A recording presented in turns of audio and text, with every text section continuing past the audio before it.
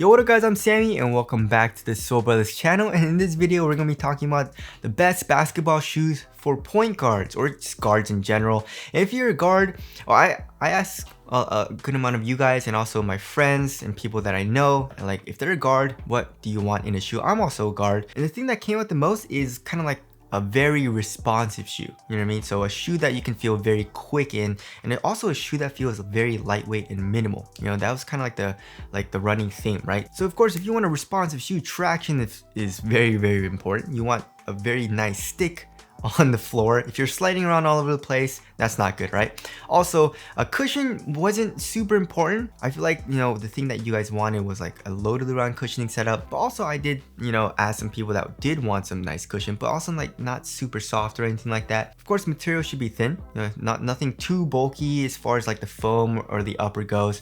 And like, you know, a supportive shoe, you know, lateral containment, stuff like that if you're doing like shifty lateral movements. And like I said, overall very lightweight shoe too.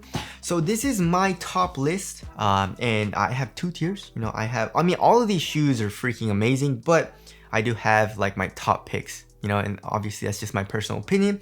So if you guys do want to get any of these shoes, I try to leave the free link in the description box, but let's get it started off with the Nike Kyrie Low 5. I believe it's going for 120 bucks. The cushion is a little lackluster, that's why it's in the second tier, but it's an overall very nice performance because the traction is so damn good. It's top tier traction, and you're gonna be stopping very hard in that shoe. Cushion, I mean, yeah, like I said, it's lackluster. So foam in the heel, not very nice. 4-foot zoom in it is alright, but it is low to the ground responsive, which I guess is a good thing. And like I said, most guards that I asked, that's what they wanted, right? Material super thin, conforms to your foot very well. It feels very comfortable, but also it feels very supportive, like for lateral containments. I mean, it's a Kyrie. And if you're making a shoe for Kyrie, lateral containment needs to be good in that shoe, right? So the Kyrie Low 5 is a great option. Alright, next we got the Nike KD 15. So amazing shoe for guards as well, but I'm putting it in the second tier because I know so many people that have pretty bad heel slippage, right? For me personally, I didn't have terrible heel slippage. It was to the point where it's just like, you know, it didn't feel super locked down, but like it wasn't terrible, right? But I do know a lot of you guys that experience pretty bad heel slippage, so that's why I'm putting it in the second tier. But everything else about that shoe is really nice. You know, you got amazing traction, super good bite. It's a top tier traction. Cushion also is great. You know, you got full length zoom strobe unit. We have full length Cushlon as well. It might feel a little like mushy. You know, I do know some people that say that, and for me personally, I didn't really have a problem with it being like too soft or mushy. I didn't feel it being like unresponsive, but like I said, I know some people that thought it was a little too soft, so do be careful on that. Also, the material, like the mesh material, is super thin, and support is very good because of the plastic lateral cage. So the KD 15 is super nice, just be careful on the heel slippage. Alright, next we got the Nike Cosmic Unity 2, also amazing. I would say the Cosmic Unity 2 is a little bit better because zero heel slippage, and also the Cushlon, you know, in the KD 15, like I said, some people thought it was a little bit too soft, so the Cosmic Unity uses a firmer foam, right? Cosmic Unity 2 also has really good traction. You're going to be stopping on pretty much on a dime. You do have to break it in a little bit though. And also the material quality is better than the KD 15, right? You got a nice, thicker, kind of plush knit material.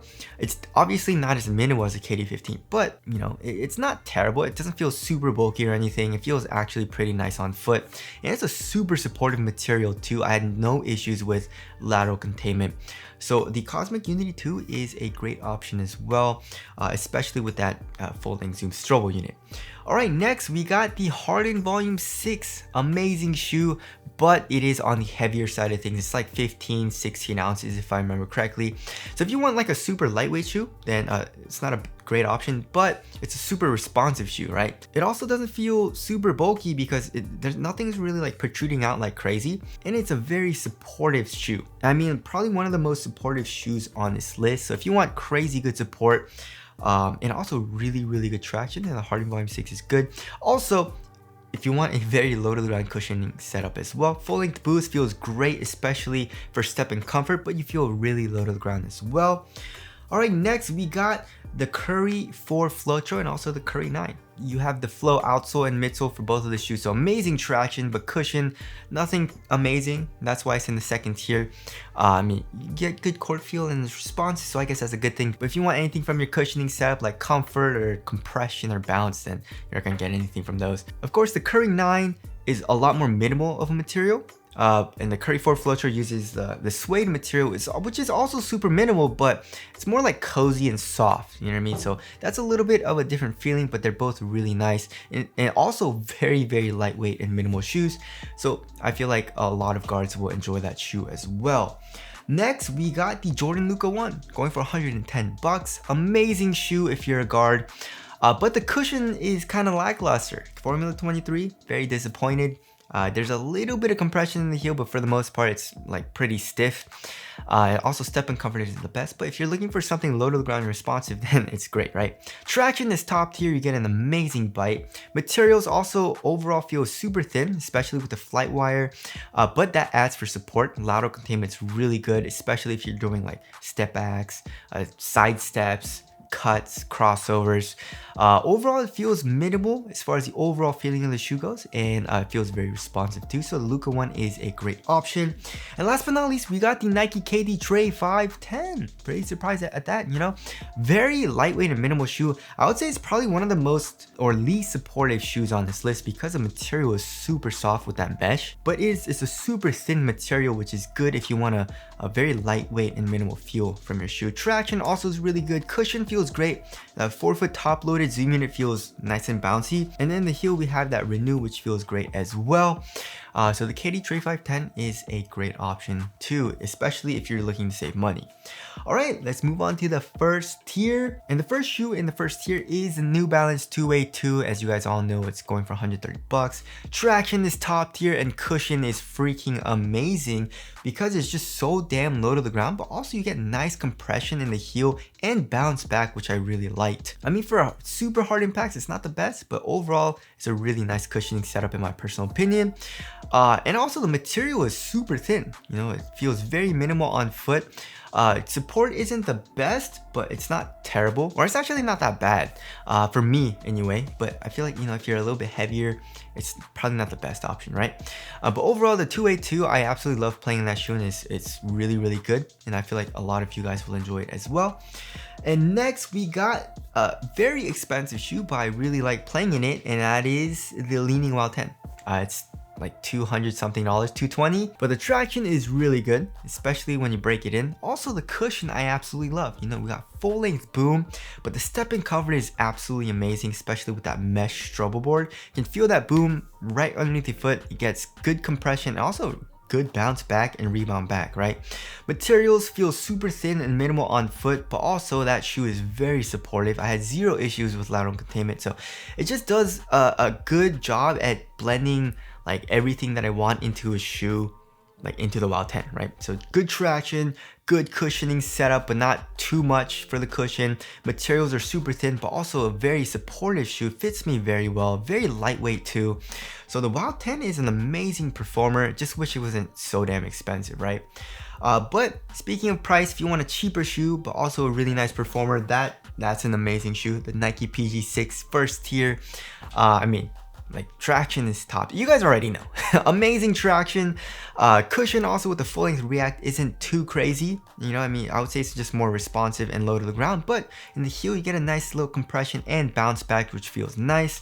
Materials also feel great with the textile. It's super thin and minimal. It conforms to your foot very well. It's actually a super comfortable material, and also the tongue feels very nice and plush on top of your foot.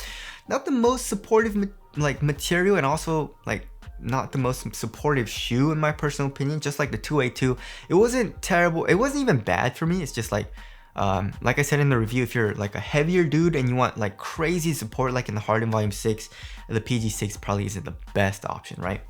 Next, we got a very surprising shoe, and that is the Nike LeBron 20. LeBron is a great shoe for a point guard or guards in general. Isn't that crazy? I don't think it's ever been on this list, LeBron, right? But LeBron 20 is freaking amazing. Traction is top tier. Got an amazing bite. I love that traction, right? Also, the cushioning setup is really nice once you break it in. The cushion is a little too soft at first, or it was for me at least, for a couple of days. But once I bottomed it out and it got a little bit stiffer, I didn't have any problems with it being like too soft or anything or too mushy. But just like in the KD15, if you thought the KD15 or 14 was a little too soft, then LeBron 20 might be a little too soft for you, right? But like I said, for me, it was great. Zoom Turbo felt nice and bouncy in the forefoot. Materials feel thin. Overall, it's a super responsive and minimal and also pretty lightweight shoe as well. So the LeBron 20 is an amazing option. And last but not least, we got the Li-Ning Wade 808 2, and one of my favorite shoes to play in as well. It reminds me a lot of the Kobe 9. So the traction is top tier, amazing bite. Cushion also I really like because we have a drop-in cloud midsole, right? And you feel that cloud and you can feel that step-in comfort right underneath the foot. You know, feels really nice pretty much throughout the entire footbed. And you get nice compression, not a whole lot of bounce though, unfortunately, but it's an overall really good cushioning setup if you want responsiveness, court feel, and also step-in comfort. Materials are thin, also supportive. I mean, I had zero issues with lateral containment as well. So the 808-2 is also a very good option. So anyways, that's my list. Some shoes that I'm looking forward to are like the Kyrie 8, the Trae Young 2, what else is coming out? I think that's pretty much it. Maybe the Jordan 37 low and also the Curry 10, but I mean, it's probably gonna perform like a 9 and 8, right? So anyways, that about wraps up my video. Again, if you guys do want to get any of these shoes, I try to leave them feeling in the description box, but that's it. Thank you guys for watching, and I'll see you guys in the next one.